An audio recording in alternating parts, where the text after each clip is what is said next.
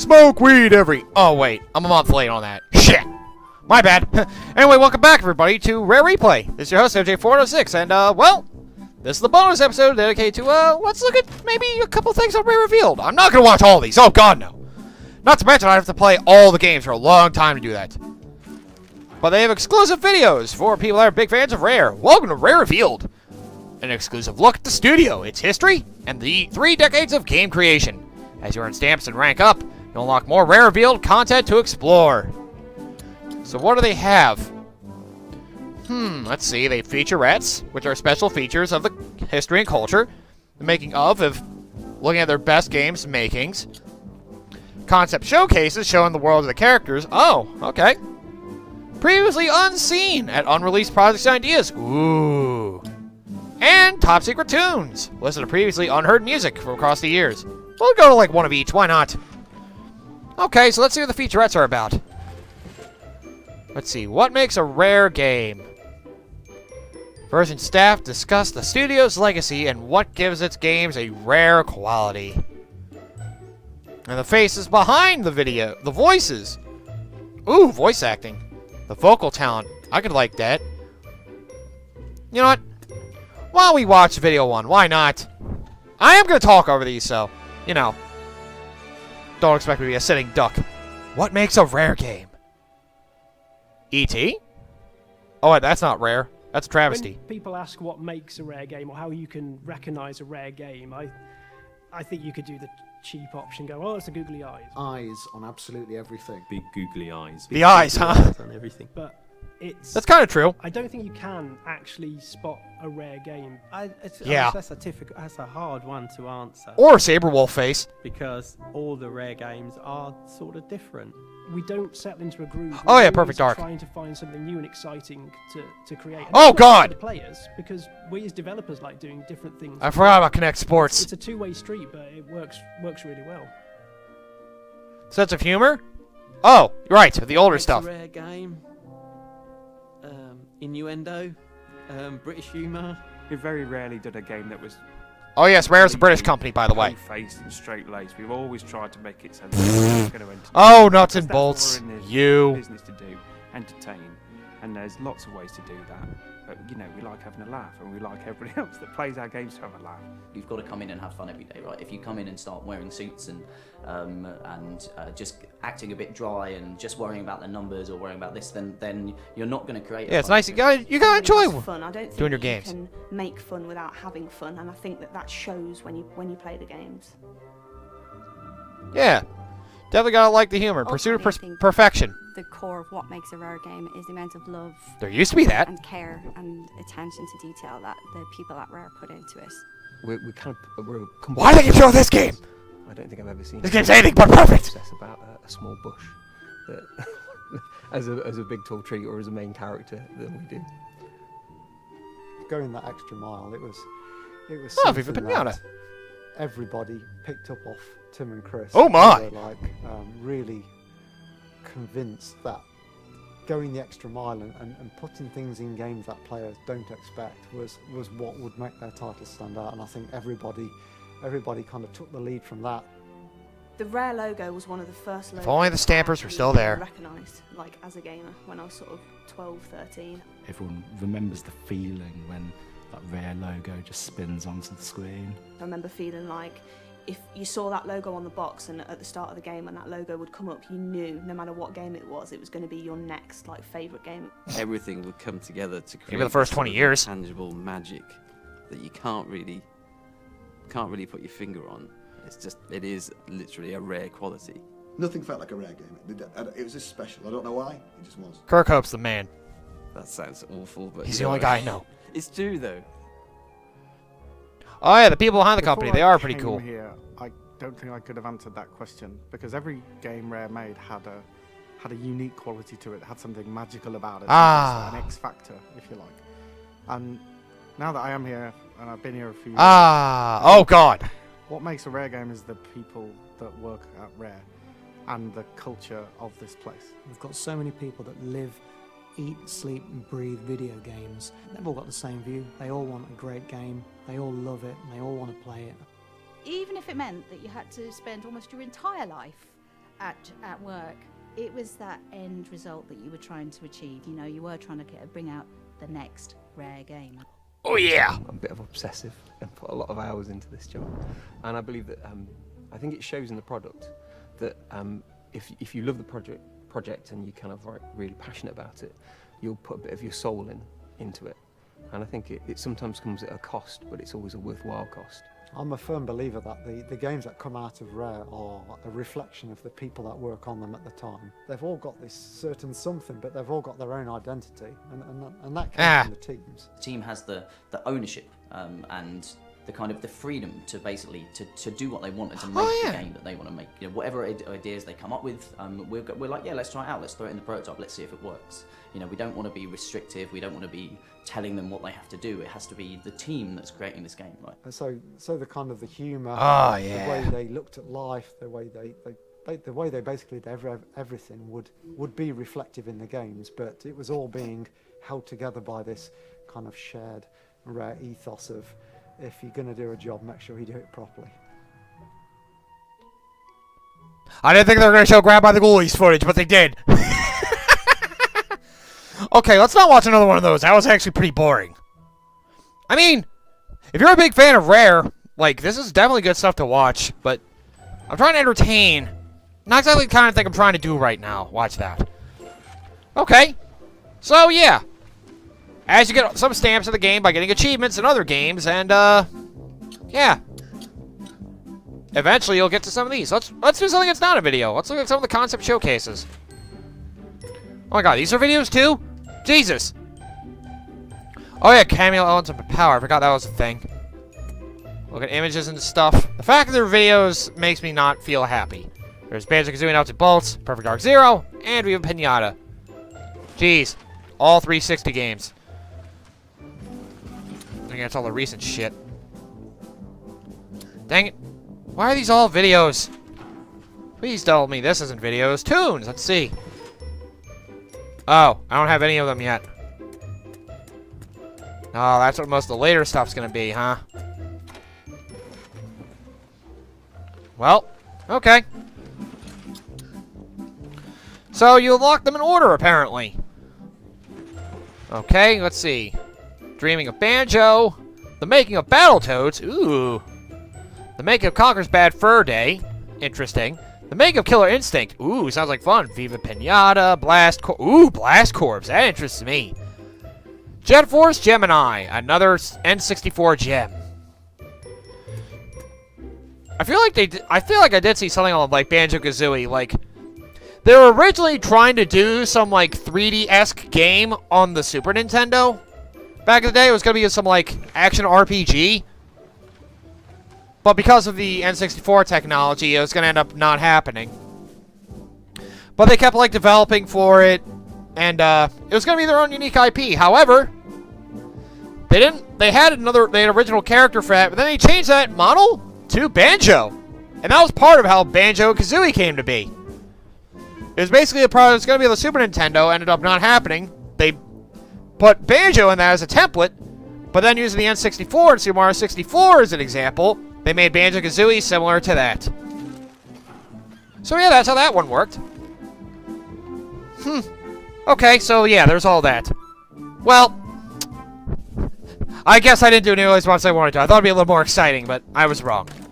Alright, I'll just end this by showing you all the games of the Rare Replay. So, if you ever feel like picking up Rare Replay, even for just one of these games, like you can get it for 30, maybe even 20 bucks if you're lucky.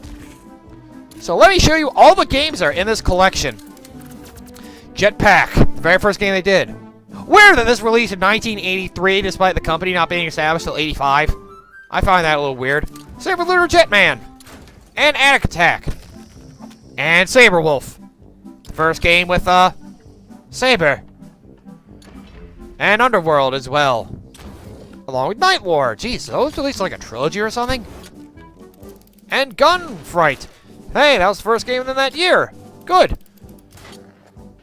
Slalom. The first NES game they did. A nice ski racer thing. RC Pro AM. You saw that little car racer. Cobra Triangle. That weird little boat shooter thing. Solar Jetman. where you carry a lot of stuff to destinations. Digger T Rock, digging for stuff and killing things. Battletoads, hardest game on the NES, and whoof. That's all I can say, whoof. RC Pro AM 2, the sequel to the Fun Racer that was made even more fun, and Battletoads Arcade. Those are the 16 games you got to see in the freaking snapshots. Yeah. Everything up to here. You can see the number of players, too, so multiplayer is a good option as well. They also mentioned there's one controller in case you're doing it alternately. And there's more.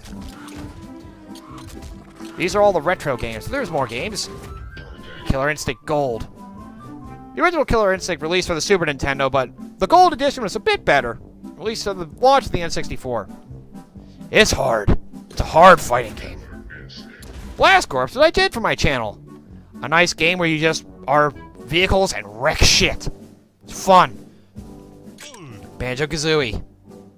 The game that gave Rare ultimate fame. Well, you know, other than Donkey Kong Country. But this is their first original IP that really hit the spotlight. And notice it says first released in 98. That's because that's when the N64 version was released. Remember, they did a 360 re-release, an HD update, and tweaked a few things. So, of course, they're going with the 360 version, which I honestly think is better. It made the game better than what it already was. Ah, classic. I also play this game for my channel. You can go find them and check it out if you want. Jet Force Gemini. This is a game I still haven't played but want to. It's an awkwardly controlled shooter, third-person shooter, but apparently it's quite fun. And also very hard to complete. Considering you need to get like 100% completion to beat it or something. Perfect Dark. Oh yeah, that reminds me. That was their spiritual successor to GoldenEye. 007 GoldenEye, which also isn't in here. Licensing issues. They couldn't get GoldenEye in here. Gee, I wonder. Well, if you look hard, you can find the N64 version for cheap. The controls don't hand off like... Wait, what? The controls don't, like... The controls have aged a lot. It's still fun, though. It's still one of my favorite shooters despite its weird control scheme. But Perfect Dark is like GoldenEye, but for some people, better. I'm not that good at it, so I've gotten stuck early on in the game, but I definitely want to push through it if I can. Definitely a good one for shooter fans. It's a first-person shooter, so, you know. Which reminds me, fun fact. Did you know during the development of Perfect Dark, half the Rare team split off and joined Radical Design? That Radical Design team is what created Time Splitters, another one of my favorite first-person shooters. So yeah, it explains a lot of why I like those ones. Banjo-Tooie, the sequel to the hit classic, and I prefer this one, unlike a lot of people, because it just expands on what the original one did. Another classic title. Conker's Bad Fur Day. Well, it's just going to be another child-friendly platformer turned into the most ridiculous shit. By the way, they did go with the N64 version for this, not the Xbox re-release, because I think they realized people like the original version better. And I'll just show you a little bit. I'll just show you this. This is the only game that, if you hit play to go to enter, hold it. Conker's Bad Fur Day contains crude humor and scenes that some players may find offensive. You wish to continue. If I remember correctly, my friend Coda, this is his favorite Rare game, just because it's crude and ridiculous, which is a good reason to like it. It's also a pretty decent game in its own right, with plenty of movie references and yes, crude humor, not to mention the Great Mighty Pooh. Can't forget about that. A lot of good things. Can we just skip over this one? Oh god. Grabbed by the Ghoulies. Oh god. First game they made after getting bought out by Microsoft. What the fuck, Rare? What the hell? You guys messed up big time. And I thought about doing this for Halloween. I should be ashamed. By the way, this is probably known as Rare's worst game. I mean, it's not terrible, but it's not good. It's just mediocre, I think, is the way to describe it. And when that's your worst game, you're doing alright. Cammy Damien Odds of Power. Haven't played it, don't really know much about it, but it's a 360 launch title. As was Perfect Dark Zero. A, edgy remake of Perfect Dark. The original one's better. So yeah, just play the original Perfect Dark. But we have it there anyway. Viva Pinata. Probably the last great original game that Rare did. Well, up to Rare Replay anyway. It was nice and child-friendly, but also very deep. I played this game for hours. I don't think I even got close to the end of it. There's a lot you could do. It's a good light. It's like The Sims a bit. Except the cute little pinata animals. I always say Pianta. What is this, Mario? It's fun. It looks like they did a Jetpack sequel. Jetpack Unleashed. I'm refueled. I can't read. But this is good too. I guess. I haven't played it yet. The Pinata sequel. Well, they milked this franchise a little bit because it was the only big success they had in those years. And the last one they have here is the third Banjo-Kazooie. I will defend this game. While, yes, it's not as good as the other Banjo-Kazooie games, it's not what we wanted. However, if it didn't star Banjo-Kazooie, if they weren't tacked into this game, I feel like this would have been great in its own right. It is still a great game. It just doesn't match a Banjo-Kazooie quality. It's another example of just what could have been a great game, but they tacked on a big mascot to boost the sales. I mean, they did a decent job implementing them, but, you know, if you're trying to make this a follow-up to Banjo-Tooie, it's not the way we wanted it. Damn you! And yeah, as you can guess, there's no Kinect Sports in here because you would need a Kinect for that. I guess they tried to avoid that. And, well, let's just say, I think they'd rather not remind people of those. Even though they put that in there. So yeah. One of my recommendations of games to play, you have all these retro ones. You can look them up or probably play them online somewhere. Have fun with friends. If you want a strong fighter, Killer Instinct's the way to go. There's an Xbox One Killer Instinct, and it's pretty good. Oh, this one's nice and simple, but it's still very complex to master. A good single-player experience if you want a destructive nature, and something very different from what most of the gaming world has. A great 3D platformer if you want to go back to the Golden Age. You can get Banjo-Kazooie or its sequel, Banjo-Tooie. A decent third-person shooter that, if you can get used to the weird controls, is apparently very good. I still need to play it. One of the best first-person shooters, especially from back in the day. One of the first ones to actually have, like, AI in, like, playing matches. So if you want to do, like, you know, just matches against computers, this is one of the first games to pull that off. If you're looking for something crude, you can get Conker's Bad Fur Day. You're better off getting it in here because buying an actual N64 copy is like at least $80 at this point. And, well, if you want something a little, like, child-friendly, recent, and fresh, Viva Pinata is a good way to go. Everything else, you might have to acquire taste. So yeah, it's my opinion on all these Rare games. I didn't play their one that came out around 2016, though. God damn it. I don't even remember what it's called anymore. Jesus. That just shows how much I remember. Anyway, that's all I have to show for Rare Replay.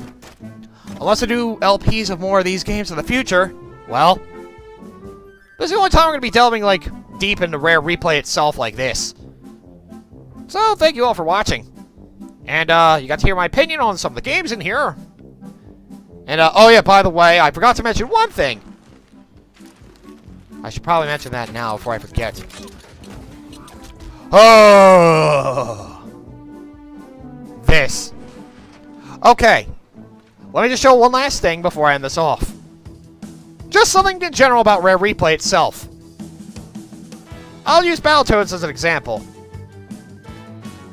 Oh yeah, some games have autosave as well. They'll save every once in a while when you do the retro stuff. Like I said, they have save states. I'll show that off. Okay, skip this, whatever. And by the way, you get an achievement just for starting these games. So, it's worth it just to try every game once. You get achievements just for trying them. Okay, so if I do this, see, look, I can do save and load save states and then load them if I so choose. You know, save states work. You can basically just save at any random point while playing the game, and then, yeah, then you're good there. If I hold the left trigger button, I can rewind the game. This is good in case I make mistakes. However, you can only rewind up to 10 seconds into the past. So if you screwed up something, you better rewind fast.